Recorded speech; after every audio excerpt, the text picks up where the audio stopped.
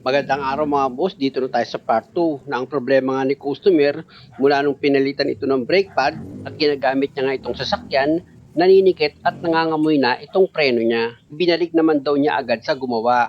Kaya lang ang sabi, okay lang naman daw yun.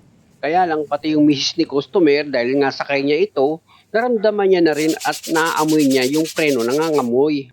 Kaya nga nung dinala sa akin ito ni customer at chineck up ko kung napanood niyo yung part 1, naninikit talaga itong gulong niya. Itong piston niya mga boss, talagang stock up. Dahil nga sa matagal din bago na ipagawa ni customer itong sasakyan niya. Yung repair kit nito, napilitan na akong palitan. Actually mga boss, pag ganitong naninikit ang isang preno, ang ginagawa ko dyan, nililinis ko lang yung brake caliper tapos yung repair kit niya or yung piston seal, binabalik ko rin yun. Pero ito kasi mga boss, yung piston seal niya, dahil sa tuwing ginagamit ni customer, mainit itong gulong, na magana yung piston seal. Kaya pinalitan ko ito ng repair kit. At dito sa parto mga boss, kung makikita nyo, itong brake pad niya, makapal pa naman kaya nililis ko yan. Actually, kailan lang daw napalitan itong brake pad niya. 1 month or 2 months pa lang ata lumilipas.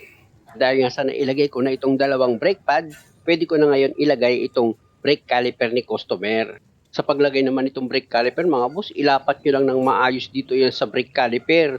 Dapat yung pagkakabitan mo ng 2 bolt na number 14 dito sa brake caliper holder niya, ayos yung pagkakasentro nitong brake caliper mo. Para pag inilagay mo nga yung 2 bolt na number 14, o kita nyo, hindi ka mahihirapan. Dahil nga sana ipakapit mo na itong 2 bolt na number 14, tanggalin mo na itong vice grip sa pagkakaipit niya dito sa brake hose. Tapos ito namang banjo bolt, pati itong brake hose, ilagay mo na yan dito sa brake caliper mo. May guide naman itong pagkakabitan mo dito sa brake caliper mga boss. Kaya nga pag inilagay mo na itong brake hose dito sa brake caliper, hindi ka na mahihirapan kasi itutusok mo na lang yan dahil nga sa meron siyang guide. Tapos gamit niya itong number 14 na socket wrench, i-final mo na yung higpit sa 2 bolt dito sa brake caliper. Siyempre pati yung banjo bolt dito sa brake hose, i-final mo na rin yung higpit. Ilapit ko itong camera mga boss para makita nyo kung paano ko inilapat itong brake hose kasama nga itong banjo bolt dito sa brake caliper. O di ba? Basic lang naman at hindi naman mahirap. Dahil sa okay na ito mga boss, pa-start ko na itong makina tapos salinan ko na ng brake fluid itong reservoir niya. Dahil nga sa magbi-bleed naman ako. Sa pagbi-bleed naman mga boss, madali lang din. Ipapump ni customer yung brake pedal, after ng ilang segundo, nakapirme na nakadeal sa brake pedal, tsaka ako ngayon luluwagan yung bleeder. Tapos, sinarado ko yung bleeder, tsaka ulit magbobomba si customer sa brake pedal niya. Hanggang sa yung hangin dito sa loob ng brake caliper ni customer, matanggal na. Alalaman nyo naman, pag wala na siyang hangin, buo na yung brake fluid na lumalabas dito sa bleeder pag binuksan mo. O pakinggan nyo mga boss kung paano ko ginagawa yan. Bomba! Perme! Bomba! Perme! Ayan mga boss, kung makikita nyo, buo na yung fluid na lumalabas. Wala na kayong makikitang bula pa. Kaya pag ganyang buo na yung fluid na lumalabas, okay na yan. Malalaman nyo naman kay customer na okay na rin itong preno niya dahil nga yung brake pedal, magiging normal na ulit yung taas niya. Okay na. Off. Switch off ko muna itong makina. Para nga itong gulong, pwede ko na yan ilagay. Siyempre naman mga boss, sa pagkabit ng gulong, dapat diyan kayo maselan. Yung mga nut niyan, dapat mahigpitan nyo ng maayos. Ito, preno. Okay na, oh.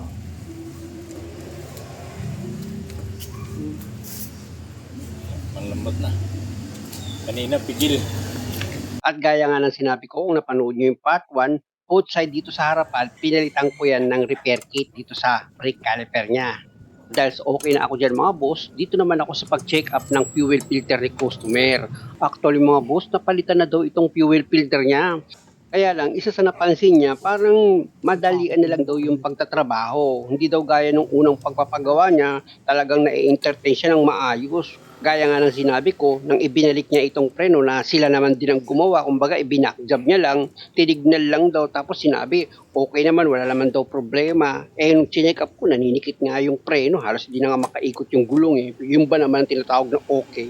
Kaya nga nung makita ni customer na pigil talaga yung ikot ng gulong niya, tapos nangangamoy pa nga na hindi siya pinaniwalaan, yung sticker daw na inilagay dito sa sasakyan niya, sinira niya, tinanggal niya eh.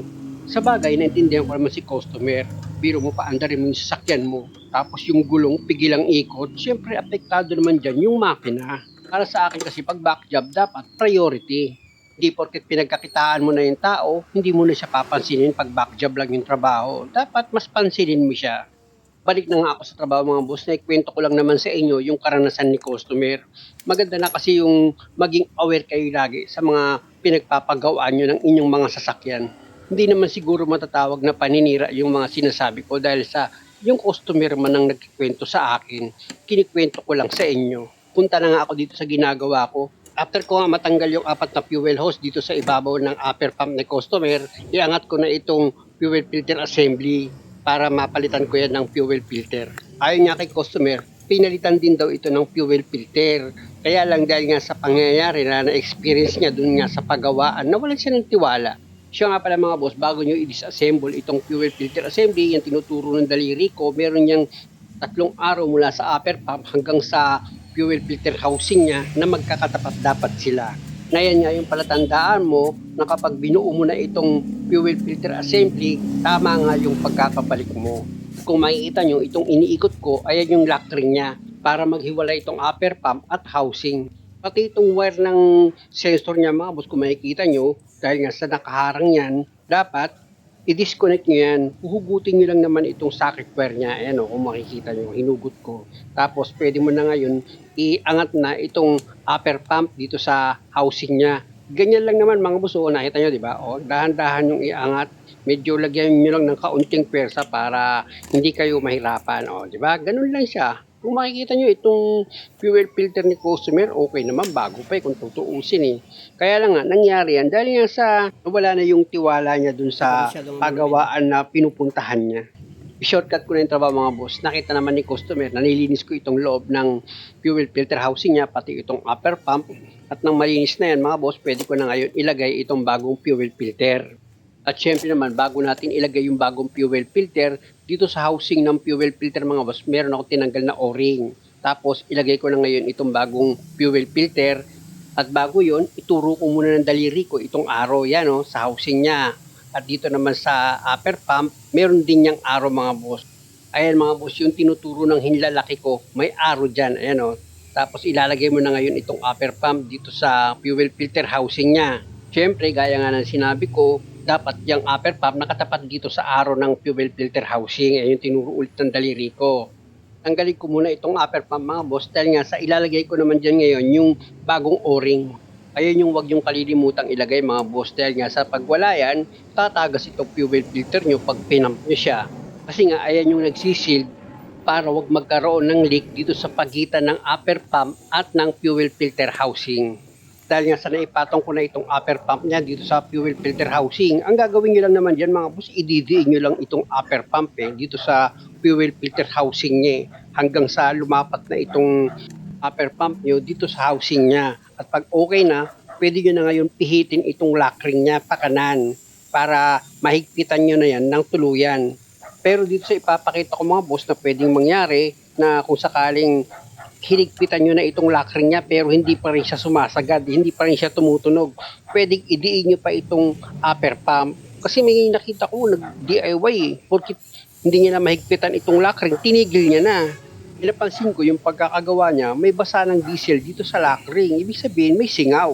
Kulang pa siya sa pagkakahigpit dito sa lock ring. Pag ganun, idiin niyo pa itong upper pump tsaka niyo higpitan itong lock ring.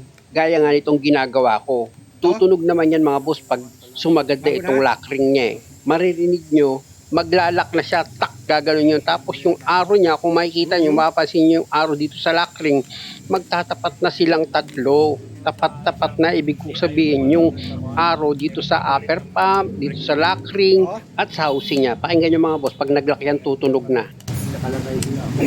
O di ba narinig nyo may tumunog, tapos yung 3 arrow niya mula dito sa upper pump, sa lock ring at sa housing, tapat na silang tatlo. Ibig sabihin niya mga boss, tama na yung pagkakabit nyo nitong upper pump dito sa housing niya. Kaya pwede nyo nang ibalik yan sa dati niyang position.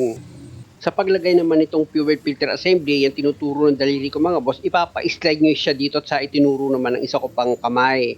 Tatapat nyo lang siya dyan, tsaka nyo ngayon ipa-slide pababa itong fuel filter assembly nyo Pero bago yon, i-connect ko muna itong socket wire sensor niya dito sa baba. Ayan mga boss, nakita nyo, isinalpak ko na itong socket wire niya. Tapos pwede nyo na ngayon ipa-slide itong fuel filter assembly nyo. Ilapit ko muna itong camera mga boss para nga maituro ko ng kung daliri ko kung saan nyo siya ipapa-slide banda. Ayan mga boss, yung tinuro ng daliri ko, itutulak nyo pababa itong fuel filter assembly nyo. Yan, siyempre dapat isisentro nyo muna. Pag nakita nyo yung sentro niya, tsaka nyo itulak pababa. O, di ba? Ganun lang naman. Alam nyo mga boss, malinis kasi yung intention ko na ang gusto ko nga, matuto kayo. Kaya hanggat maaari, gusto ko yung nakapokus. At dito naman sa fuel hose niya, kung makikita nyo, sa likuran nitong fuel pump filter assembly, yan yung unang fuel hose na ilalagay ko dito sa fuel pump filter assembly ni customer. Yan din yung galing na sa tangke na fuel hose. At syempre naman, yung clamp niyan, huwag yung kalilimutang ilagay para maipit niya itong fuel hose. Pasensya na kayo mga boss kung may pagkukulang sa video. Sana unawain nyo lang o kaya isum nyo. Hindi yung para siraan nyo pa na para kayong si Satanas na ang hinahanap niya lagi sa kapwa niya ay yung pagkakamali. Masamang pag-uugali yun. Huwag yung gayahin yung mga basher.